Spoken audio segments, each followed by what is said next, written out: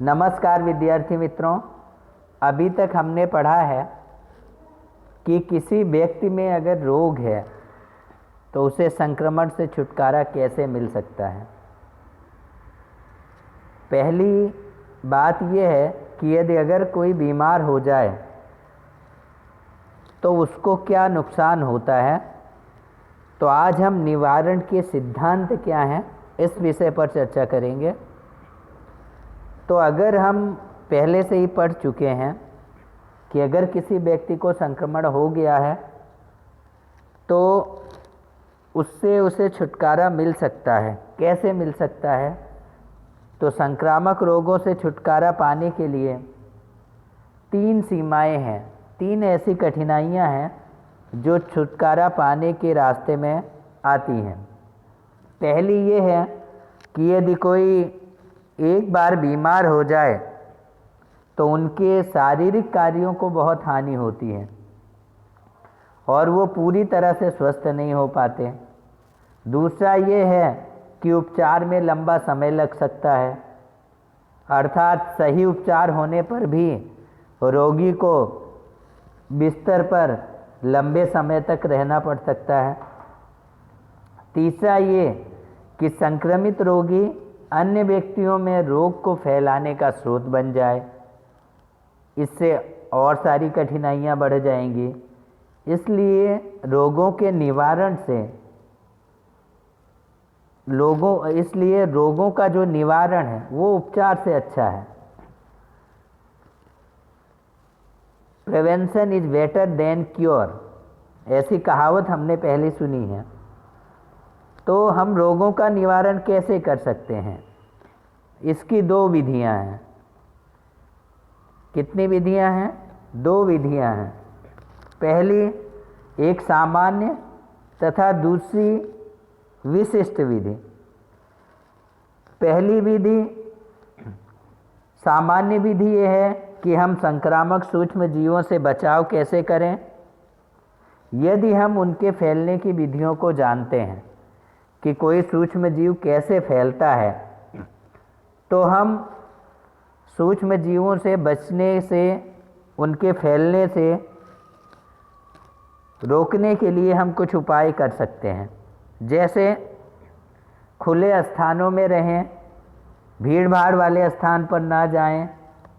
जो बीमारियां पानी से फैलती हैं तो हम सूक्ष्म जीवों से बचने के लिए स्वच्छ पानी पिएं। इसके अलावा पानी में जो सूक्ष्म जीव हैं उनके मारने के उपाय भी किए जा सकते हैं। पानी में दवाइयाँ डाली जा सकती हैं, पानी को उबाल कर पिया जा सकता है। जो रोगवाहक जीव हैं, जो रोगों को फैलाते हैं, इसके पहले की वीडियो में हमने पढ़ा था, उनको फैलने से रोकने के लिए हमें पर्यावरण में स्वच्छता रखनी चाहिए ताकि मच्छर ना उत्पन्न हो।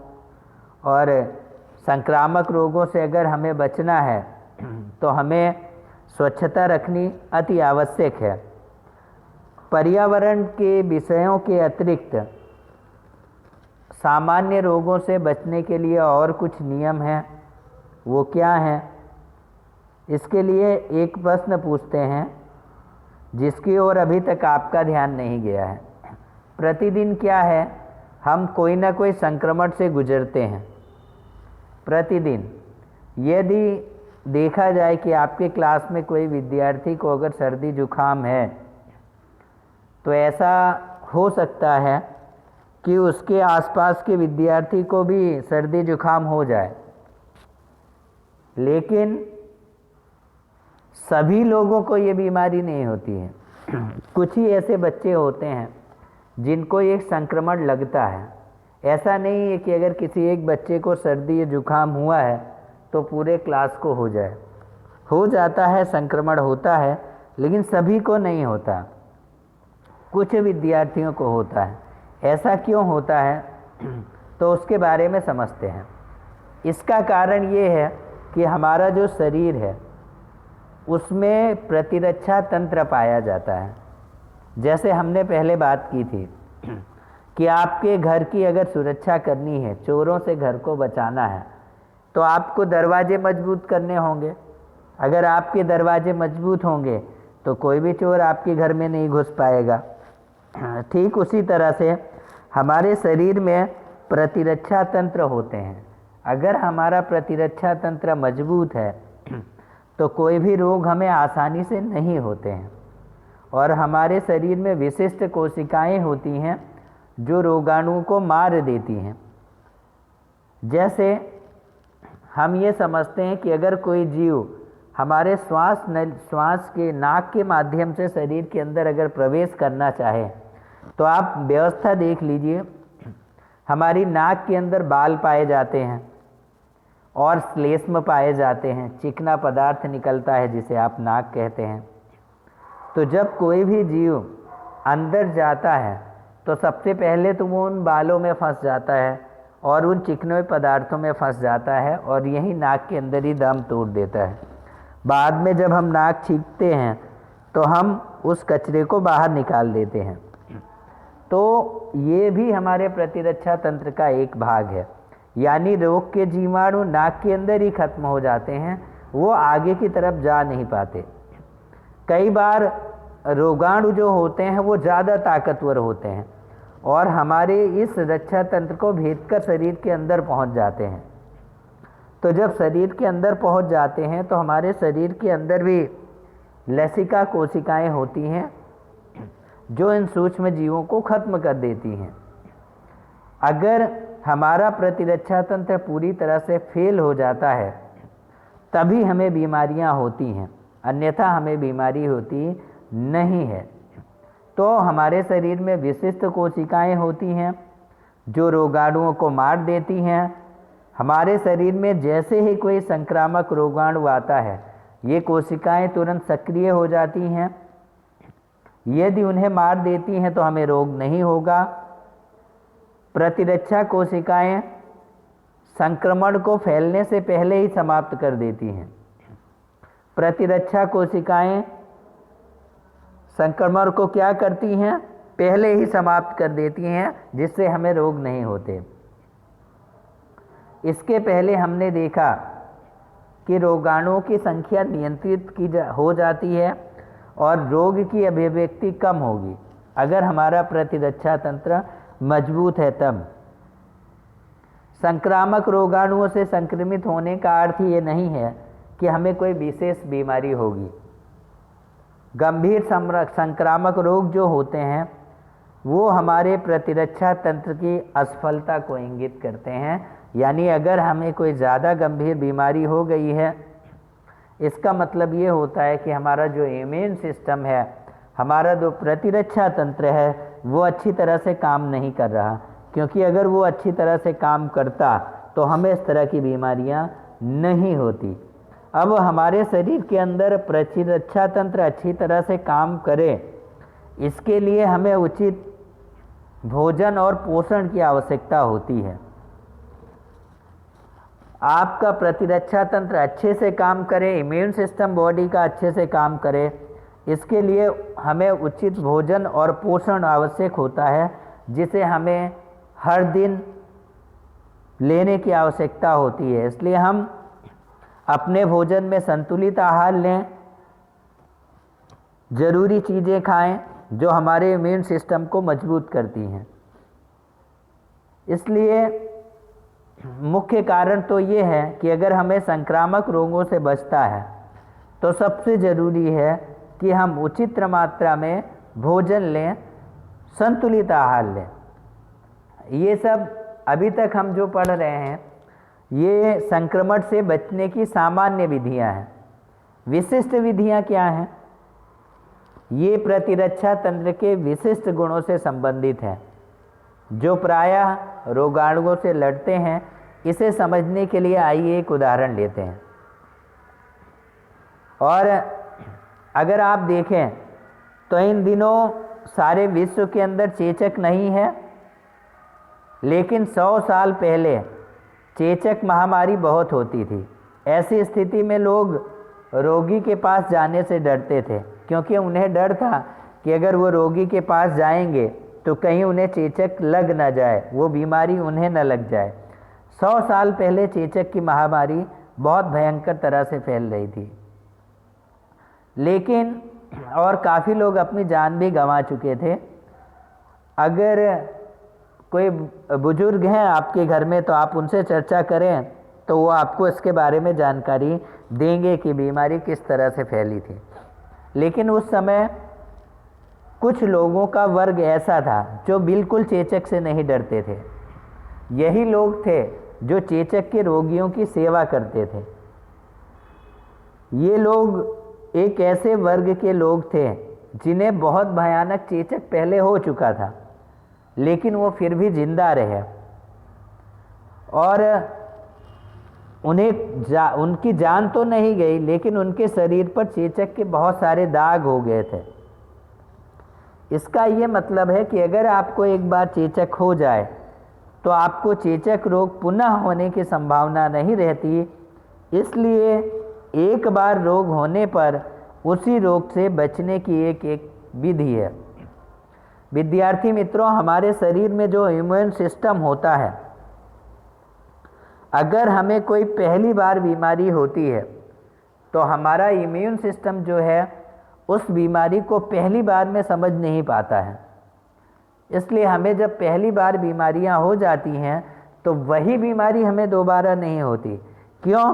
क्योंकि तब तक हमारा इम्यून सिस्टम उस बीमारी के बारे में अच्छी तरह से समझ जाता है, उससे लड़ने के लिए प्रतिरक्षा तंत्र पूरी तरह से तैयार हो जाते हैं, इसलिए वो बीमारी हमें नहीं होती।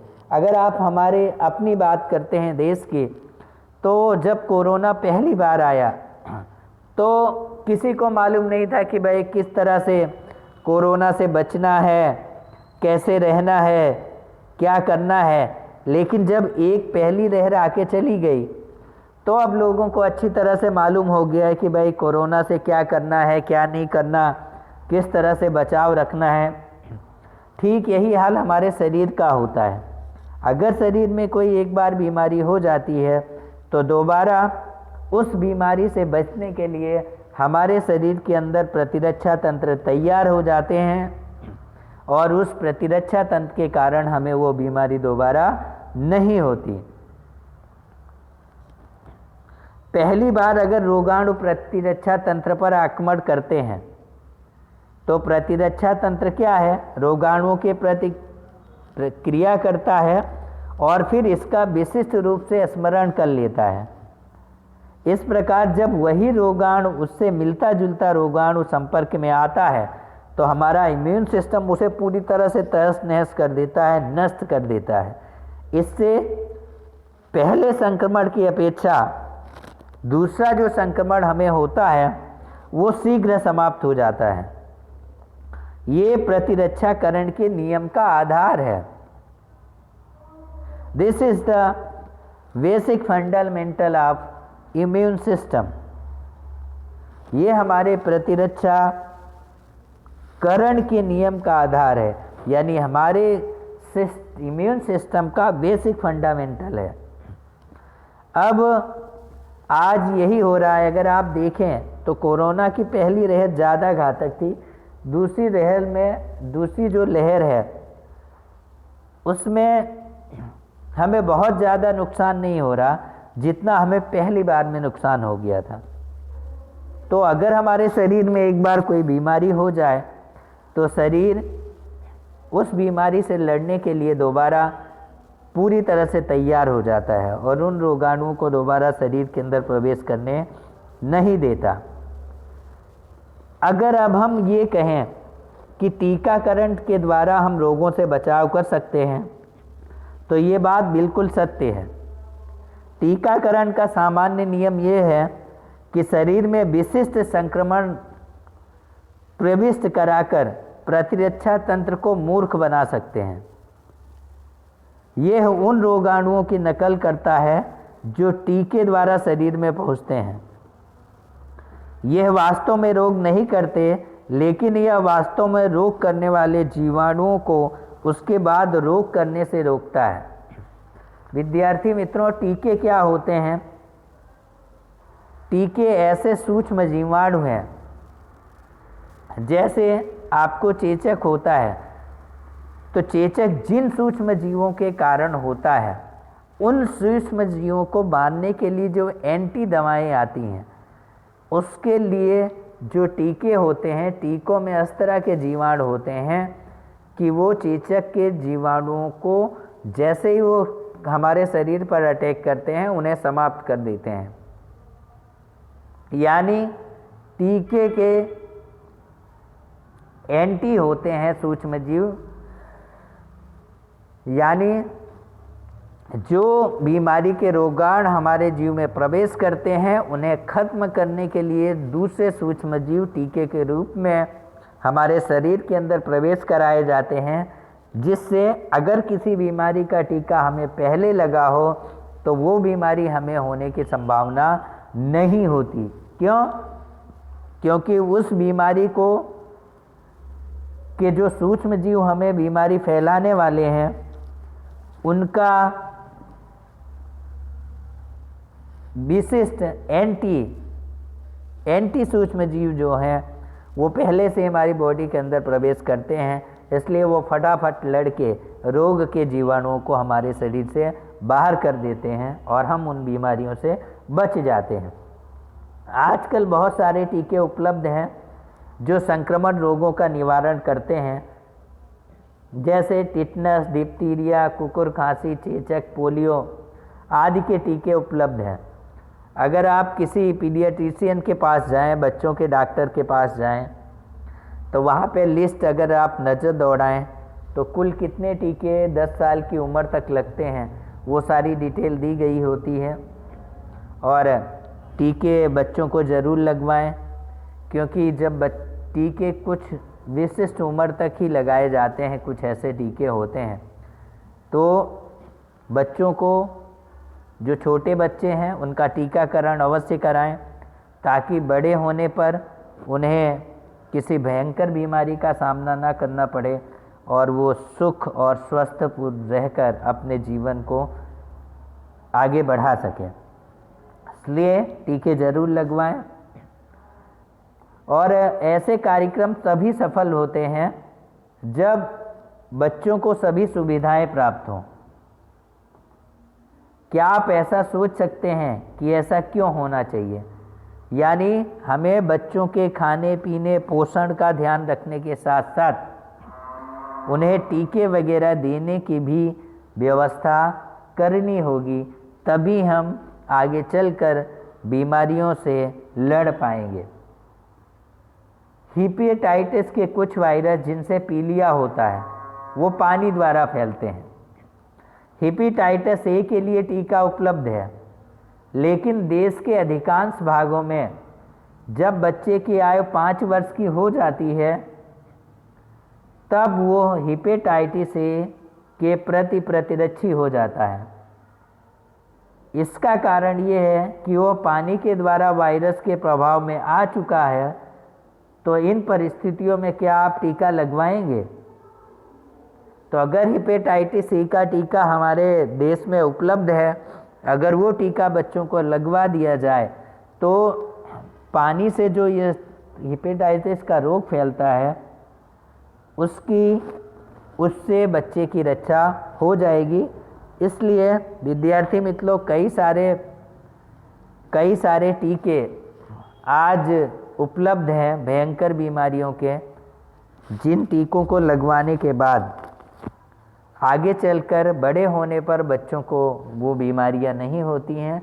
इसलिए टीके लगवाने में लापरवाही ना करें, ज़रूर बच्चों को टीका दिलाएं। गवर्नमेंट हॉस्पिटल में दिलाएं तो गवर्नमेंट में, कुछ ऐसे टीके होते हैं जो प्राइवेट में लगते हैं, गवर्नमेंट उन्हें नहीं लगाती है, उनका भी अध्ययन करके आप उनको लगवा सकते हैं। तो इस तरह से विद्यार्थी मित्रों, हमारा ये पाठ आज यहाँ पे पूरा होता है। हम बीमार क्यों होते हैं, ये पूरे पाठ के सारे वीडियोस हमने यूट्यूब पर डाल दिए हैं। अगर आपको कोई भी टॉपिक समझ में ना आया हो तो आप उस पर जाकर, यूट्यूब पर जाकर वीडियो को फिर से देख सकते हैं, या जब आपकी इच्छा हो तब देख सकते हैं। तो आज के लेसन में हमने निवारण का सिद्धांत पढ़ा। फिर मिलेंगे कल किसी नए चैप्टर के साथ, किसी नए टॉपिक के साथ। तब तक के लिए धन्यवाद। Thank you so much.